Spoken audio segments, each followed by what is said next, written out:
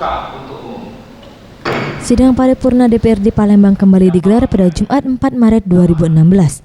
Sidang kali ini mengagendakan pengesahan 4 raperda yang diajukan Pemkot Palembang, yaitu raperda pertanggungjawaban sosial perusahaan, pendanaan perkreditan rakyat, pengelolaan air limbah domestik, serta pencegahan dan peningkatan kualitas perumahan kumuh. Namun dari keempat raperda tersebut, hanya satu raperda mengenai penataan perumahan kumuh telah disahkan Wali Kota Palembang.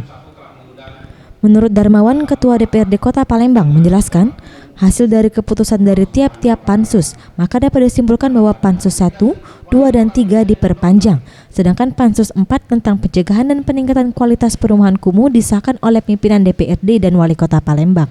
Pansus 2, pansus 3, hasil kesimpulan pansus 1, 2, dan 3 diperpanjang.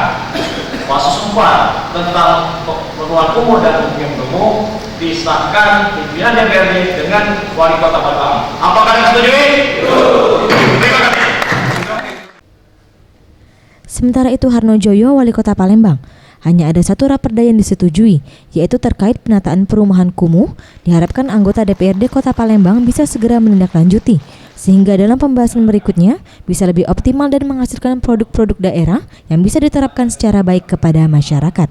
Cuman disetujui satu pansus terkait dengan penataan wilayah kumuh ya. Yang itu kami mohonkan kepada anggota Dewan ya untuk ditindaklanjuti sehingga nanti dalam pembahasan selanjutnya supaya lebih optimal dan menghasilkan produk peraturan daerah yang betul-betul bisa kita terapkan secara baik kepada masyarakat. Mega Dwi Handayani, Gusti Putu Semertayasa, Sriwijaya TV.